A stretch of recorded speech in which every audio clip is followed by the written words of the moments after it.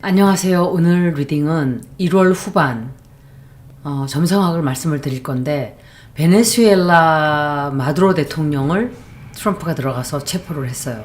이것은 제가 이미 1월 초반에 세계 지도자들의 목이 날아갈 수 있고 권력을 잃게 되고, 아직 다 끝나지 않았어요. 또 자리를 뺏기는 사람들이 또 나와요.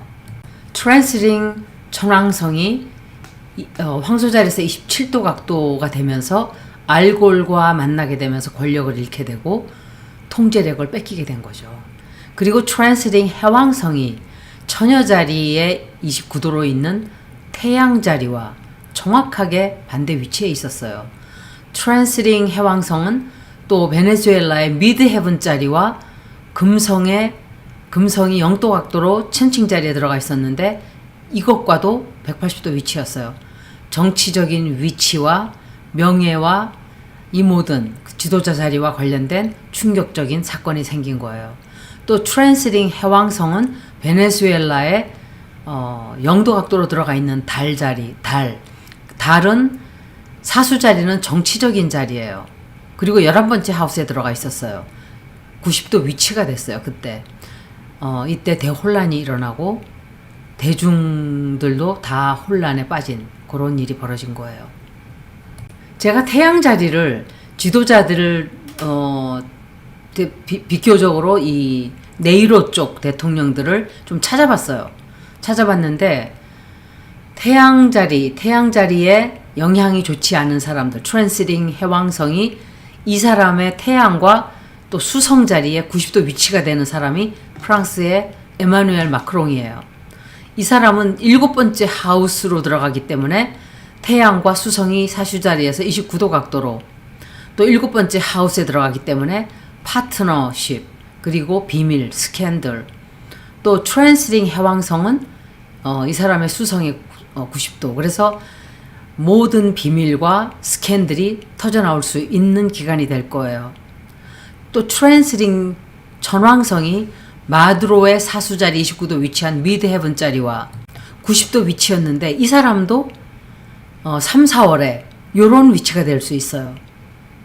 그래서 이 사람 3, 4월 달쯤 가서 이 사람에게도 갑작스러운 변화라든지 또 직위, 또 공적 위치가 흔들리는, 자리에서 내려올 수도 있는. 그리고 조 바이든, 이 사람은 굉장히 좋지 않아요. 이 사람은 여러모로 각도가 굉장히 강하게 영향을 받게 돼요. 트럼프도 역시 23도 각도로 알골 위치와 섹스털 각도예요. 60도 각도죠. 이것도 갑자기 어떤 문제가 생길 수 있는 굉장히 심한 각도는 아니에요. 트럼프는. 다만 조 바이든과 에마누엘 마크롱은 어떤 변화가 좀 오게 될 거예요. 1월 16일부터 31일의 행성들의 위치를 보면 전부 다 캐프리콘 스텔리움과 어퀘리어스 클러스터예요. 두 하우스에 굉장히 많은 행성들이 다 들어가 있어요. 캐프리콘은 주로 구조적인, 권위적인, 또 오래된 낡은 체계, 또 책임을 지는, 또 어퀘리어스는 혁신적인, 깜짝 놀라는, 그리고 새로운 방향, 새로운 혁신. 그런데 어퀘리어스와 에리스의 에너지, 또 캐프리콘의 에너지, 이 모든 영향을 우리가 굉장히 크게 받게 돼요. 1월 후반에. 특히 1월 17일부터 23일 사이에 이때 어퀘리어스 클러스터 스텔리움이에요. 이것은 중순부터 시작이 되는데 비너스, 선, 머큐리, 마스. 플루토는 이미 어퀘리어스에 들어가 있죠. 근데 이 다른 행성들이 조인을 하게 돼요. 이 시기는 새로운 아이디어와 혁신의 물결이 굉장히 강하게 흐르는 시기가 돼요. 사람들 간의 소통 또는 관계, 리더십에서 과거와는 다른 어떤 새로운 방식이 나오게 돼요. 공동체나 사회 전체적으로도 아주 특별한 변화가 시작되는 때예요. 말하자면 다 같이 머리를 맞대고 좀 새롭게 해보자 하는 느낌이 강해지고, 미래지향적이고 대중들이 바라는 것들을 이루려는 행동들을 하게 될 거예요. 공동체가 중심이 되고 변혁, 또 새로운 시도를 하게 되는 때예요. 1월 후반은 염소 자리에 클러스터가 있어요. 그리고 1월 26일 이제 넵튠이 직진을 하기 시작하죠. 1월 16일부터 18일은 캐프리콘의 테마가 굉장히 강해져요. Sun, Moon, Mercury, Venus, Mars가 아직 캐프리콘에 있지만 이제 어퀘리어스로 옮겨가는 그때에는 중요한 결정을 하게 되고 뒤에서 우리가 모르는 사이에 조용하게 진행되는 일들이 굉장히 많아질 거예요. 1월 20일은 Mercury 카즘이에요. 수성이 태양과 거의 같은 위치가 되는 거예요. 0도 17분 거리예요.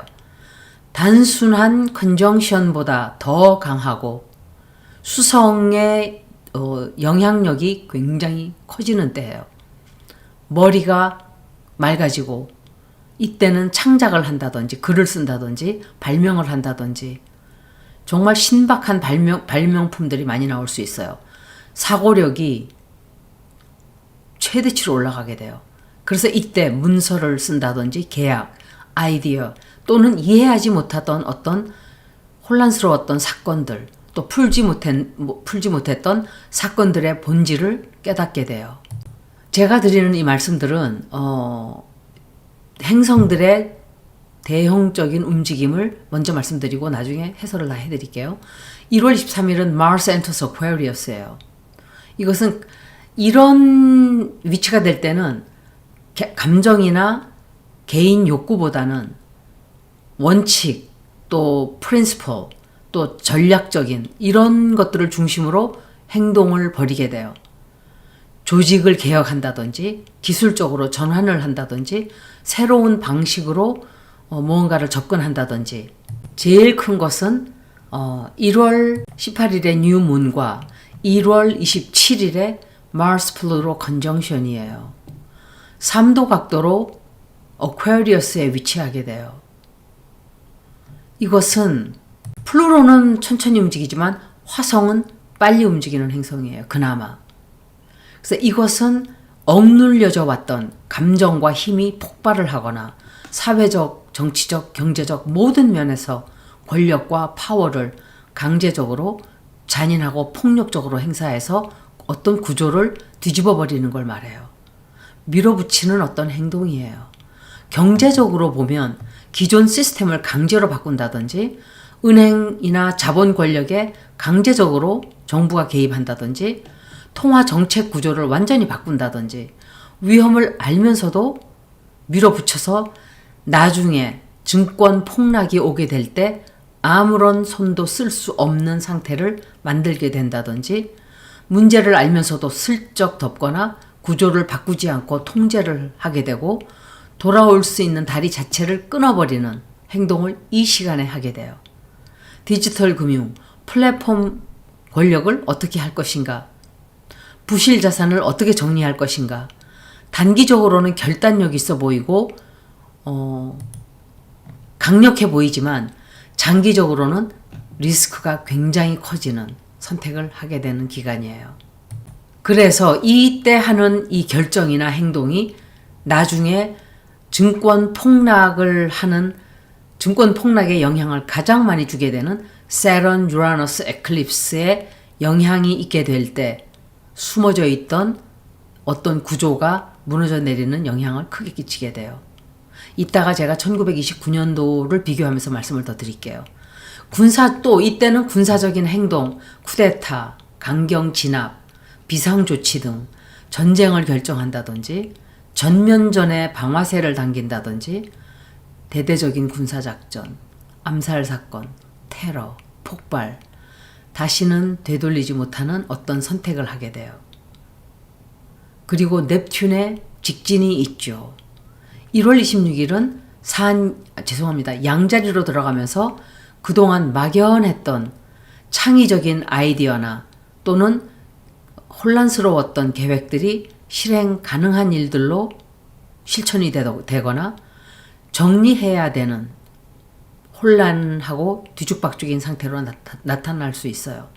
천왕성이 토로스에서 역행 중이고 또 주피터가 캔서에서도 역행을 하고 있어요. 겉으로는 큰 변화가 없어 보여요. 그렇지만 내부적으로는 집이나 가정이나 국가 또 국민을 보호하는 안전에 관련된 일들로 해서 긴장과 나쁜 감정들이 계속 쌓이게 되는 거예요. 나중에야 그 영향을 우리가 눈으로 볼 수 있게 돼요. 그리고 이때는 제가 노덜 엑시스를 얘기를 했었어요. 노덜 엑시스가 파이시스와 벌고 자리에 아직 들어가 있어요. 올해 6월달까지 거기에 머무르게 되는데 전염병에 관련된 일도 터져나올 수 있어요. 이거는 제가 1년 전에 이미 말씀을 드렸는데 미국에서도 이상한 전염병들이 퍼지고 있는데 아무런 대응을 하지 않아요. 그리고 쉬쉬쉬쉬하고 다 덮고 넘어가요. 우리나라도 알게 모르게 독감이 너무 심한 독감들이 끊임없이 더 강해지고 더 퍼지고 그런데 제가 볼 때 이 6개월 안에 또 어떤 바이러스가 터질 수 있다고 저는 생각을 해요.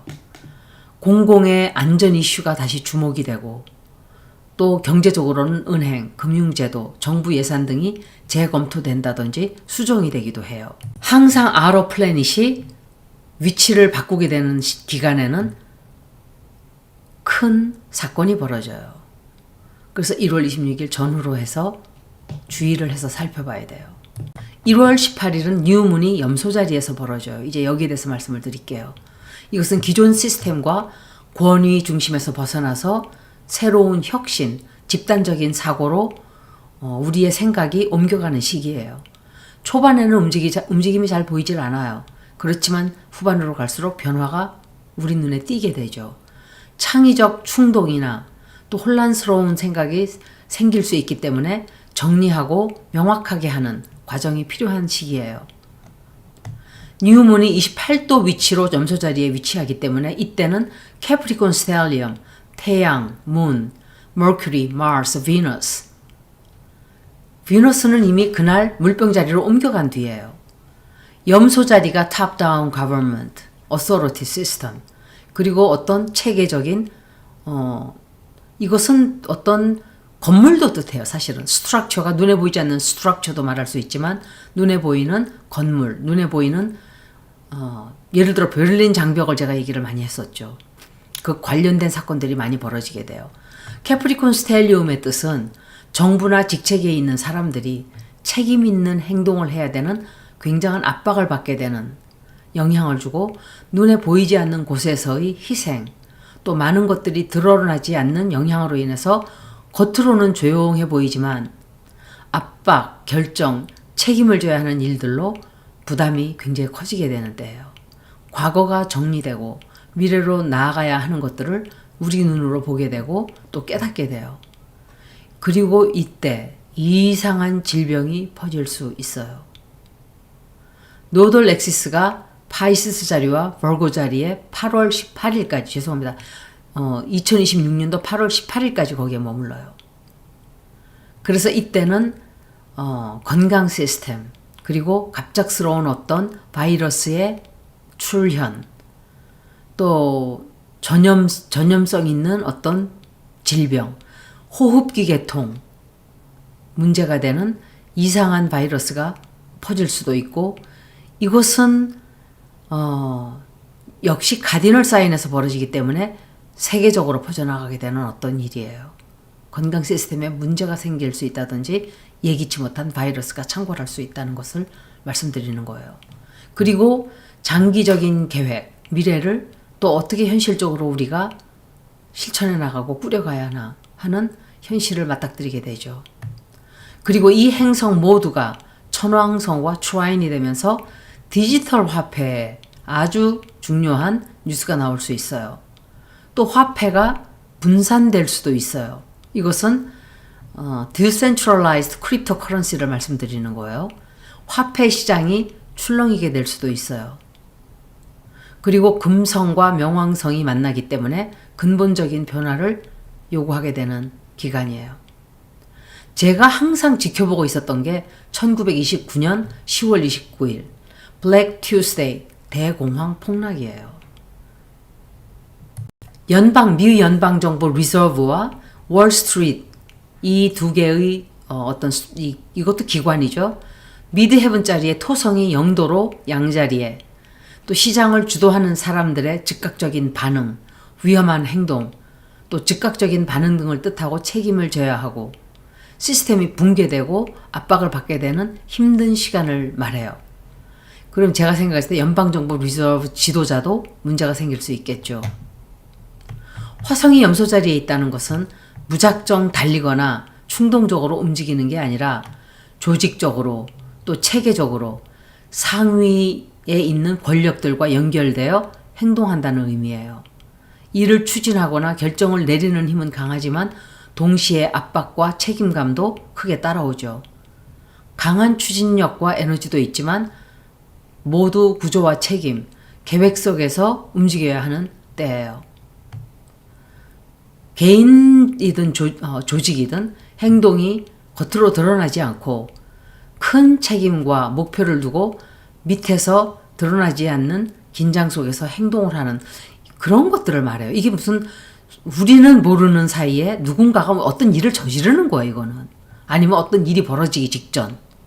1929년 블랙 튜스데이에 미드 헤븐 자리에 사냥자리 습관이 돼서 양자리에 1929년 대공황 때 차트가 지금 우리가 보고 있는 2026년 차트를 보면 완전히 똑같지는 않아요. 하지만 공통점들이 많았어요. 1929년 차트에서는 미드 헤븐이 양자리에, 양자리는 권위, 리더십, 또 지도자, 시스템의 꼭대기가 아주 공격적으로 흔들리는 구조였고 2026년도에는 염소자리 스텔리움이에요. 그래서 지도자보다는 정부 쪽에 더 가까운 이게 형성되면서 국가금융제도 같은 이런 데서 위에서 설계된 시스템이 어떤 시험을 받게 되는 그리고 물병자리에 들어가 있는 플로로의 영향으로 더 이상 이 구조는 안 된다라고 하고 근본부터 다시 시작해야 하는 그런 압박을 받게 되는 에너지가 들어와요. 그리고 뉴문이기 때문에 대중심리, 사람들의 불안 1929년도에도 그랬지만 지금도 사람들이 느끼는 압박감 뭔가 불안하긴 한데 설명은 잘 안 되는 그런 이상한 환경이 팽배해지는 영향을 주게 돼요. 결정적인 차이점이 있다면 29년은 그대로 즉각적인 붕괴를 했다면 2026년도는 한 방에 무너지지는 않는다 하더라도 조금씩 단계적으로 다시 재편되는 흐름에 더 가깝게 되겠죠. 지금 모든 시스템들이 다 망가져 있어요. 제가 볼 때는. 경제, 정책, 또 제도 시스템, 또 금융 시스템 이 모든 것들이 새로 짜여져야 돼요. 그런데 이게 한꺼번에 터지기보다는 고치고 조정하고 방향을 바꾸고 이런 것들이 길게 이어질 그래서 대중들의 고통은 더 힘들어질 수도 있는 그렇지만 한꺼번에 충격을 받지는 않겠죠. 특히 그때와 지금이 다른 점은 디지털 금융화가 되어 있고 또 기술 기반 시스템이 지금은 중심이 되어 있죠. 은행과 통화와 자산 개념 자체가 바뀌는 과정에 있기 때문에 예전처럼 주식이 종이 휴지 조각으로 바뀐다기보다는 게임의 룰 자체가 바뀌는 쪽에 가까워지겠죠. 그래서 시스템을 다시 설계하는 흐름으로 가게 될 거예요. 그때 당시에 플루로가 캔서 자리에서 영도각도 위치였어요. 금융 시스템에 근본적으로 붕괴가 되고 부동산이 다 날아가고 장기적으로 재편을 하게 됐다면 지금은 비너스가 플루로와 만나요. 이것 역시도 금융체제예요. 개인이나 조직이나 경제구조 전반에서 어떤 대혁신이 일어나게 될 거예요. 그리고 천왕성이 17도 각도에 물고기 자리에 있었어요. 그때는 직접적인 폭락 영향보다는 금융적으로 불안해져서 영향을 크게 받았던 때라면은 지금은 캐프리콘 스텔리움이 천왕성과 트라이니 각도가 돼요. 디지털 화폐나 금융체제가 분산되고 시장의 변동 또 충격적인 변혁이 벌어지게 될 수도 있어요. 29년에는 리오 자리에서 8도로 위치했었어요. 저 뉴문이. 그때 대중 심리가 정말 뜨거웠어요. 투자자들이 패닉을 하고. 근데 지금은 달의 위치가 염소 자리에서 28도 위치예요. 다만 뉴문이죠. 책임과 숨어져 있는 어떤 비밀스러운 부담, 또 정책 이런 것들이 압박을 받게 돼요. 그때 당시에는 10월 29일 월가에서 미드헤븐짜리 영도로 양자리와 토성의 위치가 역시 영도 위치로 둘이 만난 거예요. 미드헤븐짜리와. 동시에 벌어졌기 때문에 금융 지도자들이 성급하게 결정을 했고 시스템 자체가 모두 흔들렸어요. 그리고 사자자리에 있는 달이 8도 위치였어요. 그래서 이때 사람들이, 투자자들이 공포와 패닉을 했고 플루토가 영도 각도로 계자리에 있었기 때문에 뿌리 깊은 어떤 숨어져 있던 썩어 있던 금융 구조 자체가 근본적으로 무너져 내렸어요. 그리고 지금 현재는 뉴문이 캐프리콘에서 28도 위치해요. 캐프리콘 스텔리움인데 Sun, Moon, Mercury, Mars, Venus 전부 다 권위적인, 구조적인 또 책임이 큰 영역을 보여주는 거예요. 이번에는 다만 바로 즉시 하루아침에 무너지는 것보다는 장기적인 계획, 또 책임을 서서히 지게 되는 그런 때예요. 그리고 캐프리콘 스텔리움이 천왕성과 트라인이 된다고 했죠. 그런데 염소자리 스텔리움은 그렇게 길게 가지도 않고 최근에도 있었어요. 그때가 언제냐? 2020년 3월 달에 염소자리 스텔리움이 또 있었어요. 토성과 명왕성이 염소자리에 있었고 화성, 목성 그리고 6개의 행성이 들어간 후에 코비드-19이 세계적으로 마구 퍼지기 시작했어요. 카디널 사인이기 때문에 세계적으로 퍼진 거예요. 그래서 제가 이번에도 그런 현상이 벌어질 수 있다고 말씀을 드린 거예요. 또 락다운, 거리두기 제한, 경제적인 고난이 시작이 되었죠. 세계적으로 모든 정부 체계, 병원들의 압박이 가해지고 사람들은 그때 받았던 충격으로 인해서 다 벗어났다고 생각을 했지만 지금 벌어지는 특히 미국에서, 저는 한국에 있질 않으니까 미국에서 벌어지는 이 굉장히 기괴한 현상들은 팬데믹 때 벌어졌던 그 충격으로 인한 여파가 아닐까라고 저는 생각을 해요. 5년이 지났지만 사람들은 팬데믹 전과 후로 갈리게 된다고 제가 그랬었어요. 그런데 팬데믹 전의 세계는 다시는 우리에게 오지 않는다고 제가 했던 것처럼 사람들은 이제 이상한 세상이라고 생각을 해요. 팬데믹을 2, 3년간 겪으면서 사람들은 사람을 필요로 하지 않고 편리한 것, 집에서 뭐든지 다 하려고 해요. 세상이 바뀐 거예요.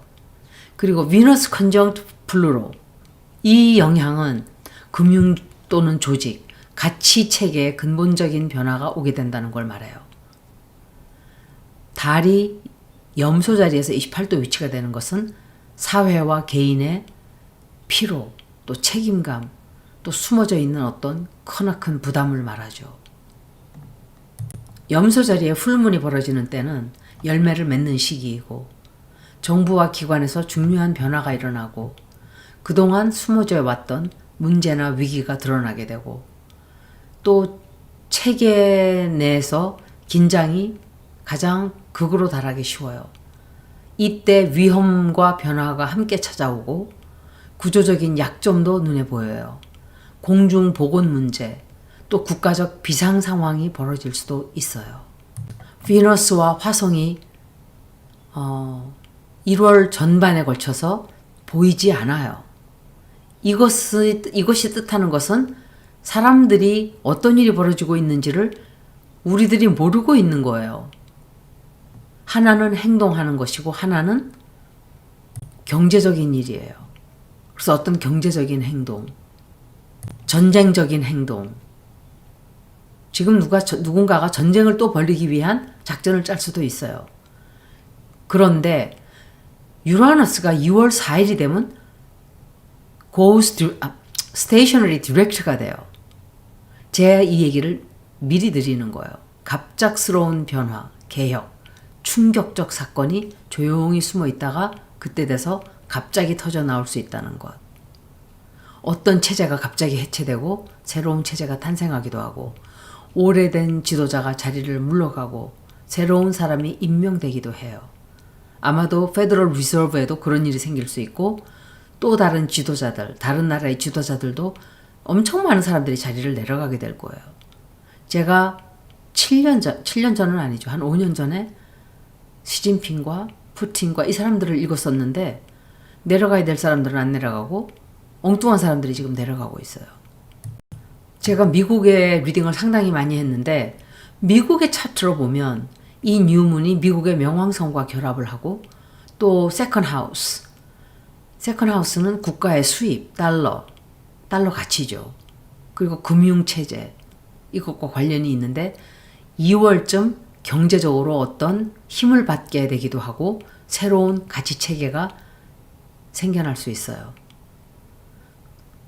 그리고 넵튠이 파이시스에 있으면서 부정적인 어떤 눈에 보이지 않는 변화가 일어나는 걸 뜻해요. 명왕성은 퀘어리어스의 아주 가장 초반에 위치하고 있죠. 시스템 전체 권력 구조가 재정비될 거예요. 미국은 온 세계는 다 재정비가 되지만 미국은 특히 영향을 세계 어느 나라보다 제일 많이 받게 돼요. 이것은 제가 이미 4년 전부터 말씀을 계속 드려왔던 거예요. 그래서 감시체제, 디지털 통제, 또 일부에서는 사람들이 들고 일어나기도 해요.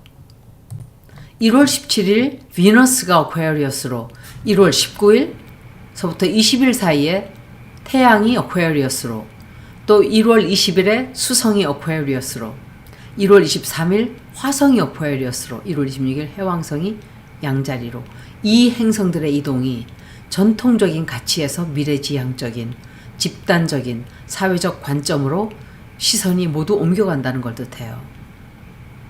과거의 전통, 관습, 우리가 알고 있던 어떤 편안한 시스템의 편안함, 또 우리가 늘상 습관적으로 타성에 젖어서 살아오던 어떤 삶의 형태 다 변하게 될 거예요. 제가 현대차와 미국 그리고 중국의 로봇을 다 봤어요. 보면서 너무 놀랐어요. 어느 틈에 이렇게 로봇들이 개발이 다 되어 있지? 우리나라 로봇은 사람이 움직이는 것처럼 보였어요. 근데 기분이 정말 묘했어요. 과연 이게 우리가 가는 세계인가? 우리가 가는 미래가 이런가? 그럼 나의 가치는 어디서 찾을까? 여러분들은 직업을 지킬 수 있을까? 하게 되는 질문들이죠. 기업들은 돈을 아끼기 위해서 로봇을 만들어내고 사람들을 해고하고 엄청 많은 대형 회사들이 시민들을 다 해고시켰어요. 아마존도 그렇고 이제 로봇을 쓰겠죠. 그런데 이 사람들이 잊는 게 하나 있어요. 그 사람들이 직업이 없으면 돈을 벌어서 물건을 팔아줄 사람이 없어지는 거예요. 앞으로는 커뮤니티 베이스, 여러분들이 작은 집단, 소규모 집단들을 이뤄서 작은 부락을 이뤄서 살게 될 수도 있어요. 이것은 역시 제가 4년 전부터 말씀을 드렸던 거예요. 주피터가 캔서에서 역행 중인데 캐프리콘 스텔리움과 90도 위치가 돼요. 이것은 선택을 해야 할지 말아야 할지 고민을 하는 것을 뜻하고 두 개의 다른 원하는 것들이 부딪히게 되는 걸 말해요. 그리고 유라너스는 토로스에서 역행을 아직도 하고 있어요. 놀라운 사건과 변혁이 내면에서 준비되어 있다가 갑자기 폭 하고 터져나올 수 있어요. 1월 후반은 겉으로는 천천히 움직이지 않는 것처럼 보이지만 아래에서는 경제적인, 금융적인 시스템, 사회 구조, 관계 등 여러 면의 영역에서 새로운 변화와 긴장이 쌓이고 있는 시기라고 볼 수 있겠죠. 캐프리콘 자리의 뉴문은 토론하기보다는 국가나 체계 사회가 행동하는 걸 말해요. 국가와 권위가 행동을 하고 국민들을 찍어 누르는 일이 벌어질 수 있다는 걸 말씀드리는 거예요. 거기에 대해서 조금 말씀드릴게요. 이때 긴급 법안이나 행정명령 혹은 예산을 강제적으로 동결시키거나 여기저기 군대를 마구 배치시키거나 아이스를 동원해서 미국에서 지금 여성 한 사람이 죽었어요. 아이스가 쏜 총에 맞아 죽었어요. 제가 미국의 시빌 워 같은 현상이 벌어질 수 있다고 이것도 역시 몇 년 전부터 말씀을 아주 여러 번 드렸었어요. 벌써 벌어지고 있는 거예요. 그때와 형태가 좀 다르다고 했죠. 또 군대, 경찰, 국경에 배치되어 있는 국경 수비대 이런 사람들의 권한을 강제로 막거나 국가가 강력하게 법과 자기들만의 질서를 집행하게 되면서 국민들의 자유가 제한이 될 수 있고 의견 표현이 억압될 수 있고 군사적, 안보적 핑계를 대면서 국민들의 행동 반경이 줄어들 수도 있고 또 안전이나 질서라는 명목으로 강제적인 조치를 할 수도 있고 격리를 시킨다든지 구금한다든지 또 통제를 할 수도 있어요. 이것은 모두 가능성이에요.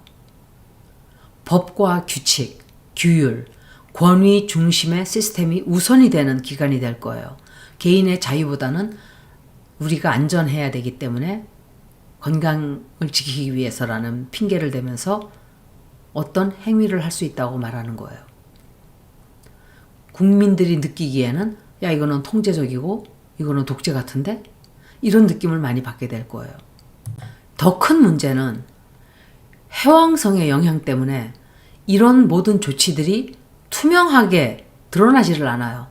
예를 들어서 트럼프가 사람들에게 이 나라가 이러저러해서 나는 쳐들어가야 된다 라고 하지를 않고 뒤에서 쓱싹쓱싹 해가지고 순간적으로 남의 나라 대통령을 체포해서 끌고 갔어요.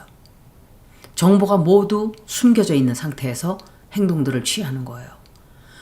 모든 사실이 공개되지를 않고 숨겨진 상태에서 포장된 채 실행이 되는 시기라는 걸 말씀드리는 거예요.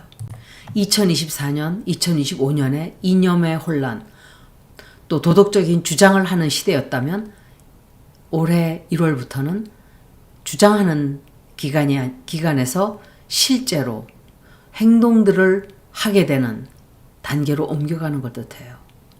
정부가 움직이는 기준이 달라지는 거예요. 어떤 법과 규칙이 적용될지 다시 정리하고 사람들이 자유롭게 말할 수 있는 범위를 줄이면서 이민이나 시민권 관련 규칙을 더 엄격하게 적용하고 국내외에서 무엇을 위험으로 볼지 기준을 새롭게 정하는 시기죠. 이게 히틀러가 독재자로 나올 때 항상 이런 변혁들이 오게 돼요. 그리고 해왕성에 있는 물고기 자리는 뒤에서 몰래 진행되고 겉으로는 좋은 일인 척, 또 착한 일인 척 포장되는 모습을 보이는 게 더 나쁜 거죠. 항상 인도적이라는 말로 권력을 행사하고 또 건강을 위해서, 국민들의 보호를 위해서, 또 난민들도 마찬가지예요. 또 전쟁 피해도 마찬가지고 원조금 같은 문제를 조용히 슬쩍 없애버리기도 하고 군사적인 비용으로 써버리기도 하고 책임감도 없어지고 아무도 책임지지 않는 것 같다는 느낌이 국민들은 들기 시작하면서 점점 피로감을 느끼게 돼요. 이 기간에는 스캔들은 미루어지고 해결되지도 않고 진실은 숨겨지고 통제되고 또 동정심을 동원해서 정치적인 수단으로 활용할 수 있는 시기예요. 또 문제가 또 어떤 문제가 있냐. 명왕성의 물병자리 때문에 정부와 기관들이 사람을 만나면서 사람을 대하면서 행위했던 모든 행동들이 디지털 기술이나 AI를 동원해서 행정을 벌인다든지 투표를 한다든지 보안 등에서 그것을 자기들 뜻대로 활용하기 시작하기도 하고 또 이때는 나라와 나라 사이에 동맹이나 규칙이 아주 새롭게 태어나게 될 거예요. 지금 우리는 그것을 고스란히 보고 있어요. 제가 네이로 리딩을 6월 23일 날 했는데 지금까지 올리지를 않았어요. 제가 자료들을 찾다 보니까 6월 23일 날 읽은 건데 조금 내용이 낡기는 했지만 제가 나토의 미래를 읽은 거기 때문에 제가 올려드릴 거예요. 지금 편집을 다 해놨어요. 왜냐면 그때 당시에 제가 정말 감정이 복받쳐가지고 엄청 발언이 제가 지금 들어도 내가 이런 발언을 했나? 할 정도로 많았어요. 그래서 그걸 다 잘라내느라고 시간이 좀 걸렸는데 그걸 내일 아침에 올려드릴 수도 있고 몇 시간 뒤에 올려드릴 수도 있고 이래요. 그런데 이런 일들 때문에 2026년도에 후반으로 들어가게 되면 사람들이 변화에 대형으로 반발을 하게 되고 또 고발을 하게 되고 정보가 새어나오기 시작을 해요. 그래서 지금 발표되는 계획들이 사람들에게 큰 실망을 주게 될 수도 있어요. 지정학적으로 보면 질서를 지킨다는 이유로 권한과 통제가 더 강해지고 국민들에게 설명하지도 않고 군사나 안보 관련 결정이 조용히 진행되고 돈 문제를 이유로 해서 허리띠를 졸라매게 만들고 빚을 자기 자신들이 다 끌어다 쓰고 일자리의 부담이 커지게 되고 법과 재판은 공정함보다는 힘 있는 쪽에 굉장히 크게 유리하게 진행될 거예요. 캐프리콘과 화성의 에너지는 말보다는 행동을 먼저 하는 영향이에요. 필요하다고 판단되면 강하게 밀어붙여라는 식이 되죠. 전쟁 에너지가 굉장히 강해진다는 말씀을 드리는 거예요. 국민들에게 묻지도 않고 전쟁을 벌린다든지 나라가 평상시 운영 모드로 되는 게 아니라 비상 모드로 될 수 있고 대화나 합의를 하지 않고 명령하고 집행하고 비상사태, 특수상황, 강제적으로 그런 상황 핑계를 대고 밀어붙이는 결정들이 굉장히 많아져요. 군사적으로 긴장이 올라가게 돼요. 실제로 전쟁을 하지 않는다 하더라도 군사행동을 한다든지 또 훈련을 한다든지 무력 시위가 굉장히 잦아져요. 또 개인의 자유가 점점점 줄어드는 일도 있을 수 있어요.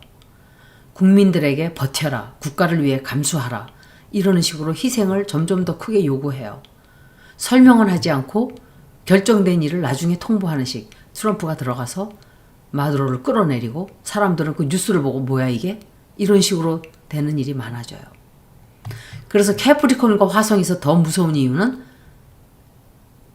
감정적인 전쟁이 아니라 아주 차갑고 계획적이고 단계적이고 그리고 되돌리기가 어려워지는 사람들이 언제 이런 일이 벌어졌지? 하는 순간 다 때는 늦어버리는 거죠. 이건 평화 속의 전쟁, 조용히 시작되는 전쟁 모드예요. 모든 나라가 물론 그렇게 되는 건 아니에요. 그런 영향을 많이 받게 되는 나라들이 있죠. 러시아, 쿠바, 유크레인, 이스라엘, 팔레스타인, 이란, 중동의 일부 국가, 또 중국, 북한, 미국, 프랑스, 독일, 이태리, 브라질, 유럽 국가들이 영향을 많이 받게 돼요. 제가 이거는 라이브 할 때도 조금 말씀을 드릴 것인데 안보를 이유로 강경 조치를 하는 일들이 늘어나고 국가 안보가 만능이다 하는 논리로 집결이 되고 또 군사 행동의 핑계가 굉장히 빠르게 만들어질 거예요. 정치 갈등은 사법으로 포장을 하고 민간 피해나 정보 통제의 문제가 커질 수 있어요. 내부 불만을 위협을 해서 지정을 하고 시위를 탄압을 하고 또 질서를 지켜야 된다는 명분으로 통제를 강화할 거예요. 또 질서를 회복해야 되기 때문에 강경 정책을 쓰기도 해요. 미국 같은 나라는 이민 규정이 갑자기 엄격해져요. 인권과 안보의 갈등이 굉장히 깊어지겠죠. 그리고 외국인이 위험하다. 난민들은 위험한 존재다라고 만들어내겠죠. 우리나라에서 보여지는 것은 지금 현재 민주당이 그러고 있어요. 제가 여태까지 설명드린 그 영향을 우리가 고스란히 미리 받고 있어요. 제가 느낀 것은 항상 우리나라에서 어떤 사건이 제일 먼저 벌어져요. 그리고 온 세계로 번져나가요. 제가 느낀 게 그거예요. 당원들을 끊임없이 속이고 투표하게 하고 거짓말을 말하고 들통이 나고 당원들은 실망하고 그리고 뒤에 숨은 세력들은 당원들이 떠나기를 바라고 있는 거예요. 그래야 자신들의 권력과 세상이 온다고 믿고 있으니까 그런 거예요. 정보를 국민들에게 가르쳐주질 않고 당원들에게 말해주질 않아요. 그리고 일을 벌려요. 버리고 나서 국민들이 모르기를 바라고 당원들이 바보처럼 눈 감고 있기를 바라요. 그런 당원들은 그 사람들이 하자마자 다 알아요. 이것을 지금 계속 8월 이후로 반복을 하고 있어요. 이런 지도자가 만약에 대통령이 되었다, 윤석열처럼, 그러면 우리는 또다시 3년간을 그런 고통 속에서 이미 8월달 이후로 민주당은 그런 고통을 지금 겪어나가고 있어요. 이런 세력들은 역사적 소명 아래에서 인과 업보의 법칙에 의해서 차례차례 국민들에게 모습을 드러내고 국민들은 진실을 알게 되고 그리고 윤석열과 같은 그런 종말을 맞이하게 돼요. 지금은 진실의 시간이고 정의의 시간이고 그리고 인과 업보의 시간이고 까르마의 시간이에요. 하늘을 무서워하고 두려워해야 하는 시간이에요. 1월 18일을 총체적으로 다시 한번 말씀드리면 이것은 정부가 권력을 움켜쥐려고 하는 순간이에요. 긴장 상태가 있는 나라들은 전쟁으로 가게 될 것이고 겉으로는 안정, 또 실제는 독재를 하게 되고 진실은 드러나지 않고 수면 아래에 있게 되고 구조는 지금 설계되지만 해왕성의 영향으로 나중에 모든 것을 다 드러나게 해요. 그리고 제가 3차 대전에 대해서도 그 네이로 리딩에서 했었어요. 이미 3차 대전이 이미 우리들에게 번쩍 다가온 거예요. 여러 조각으로 진행이 되고 있어요. 2차 대전과는 다른 모습이죠. 지금은 전쟁 직전과 중간에 있는 단계쯤으로 보시면 돼요. 2차 대전은 시작, 그리고 전쟁이 퍼져나갔고 끝 이렇게 되었지만 지금은 여기서 하나, 저기서 하나 계속 끊이지를 않고 계속 연결돼요. 전쟁은 계속되는데 전쟁 선포를 한 사람은 하나도 없어요. 그냥 쳐들어가서 남을 뺏기고 남의 것을 뺏고 죽이고 강제로 취해요. 그래서 더 길어지고 힘들어지고 불안해지게 돼요. 전쟁의 형태도 군사 행동에서 경제, 또 정보, 사이버, 법과 제도로 모든 형태로 전쟁들을 하고 있어요. 우리는 끊임없이 전쟁하고 있다 하는 생각을 국민들은, 세계의 모든 국민들은 하고 있어요. 물의 에너지가 아직까지 굉장히 강하기 때문에 대대적인 홍수를 우리는 더 겪게 돼요. 물론 어떤 지역에 국한되기는 하지만 벌어지면 상당히 커요. 그리고 또 하나 더 있죠. 세런과 넵튠이 만나 있는 게 1월 17일까지 계속돼요. 그런데 세런 넵튠은 항상 보면은 역사적으로 러시아와 깊게 연관이 되어 있어요. 1952년부터 1953년에 태어난 사람들, 그리고 1989년도에 태어난 사람들은 세런 넵튠 컨정션에서 태어난 사람들이에요. 그래서 그 영향을 굉장히 크게 받게 돼요. 시진핑도 푸틴도 둘 다 세런 넵튠이 물고기 자리에서 29도 위치로 벌어졌을 때 태어난 사람들이에요. 얼마나 큰 대홍수가 날지는 저도 몰라요. 그런데 이때 어떤 속임수를 썼다든지 어떤 스캔들이 터져나올 수도 있어요. 생각보다 리딩이 너무 길어졌어요. 이렇게 길게 하려고 한 건 아니었는데 내용이 너무 많아서 이게 1시간쯤 걸리지 않을까 생각했던 것보다 빨리 끝났어요. 여기까지 1월 후반의 리딩을 여기서 모두 마치겠습니다. 긴 시간 들어주셔서 고맙습니다.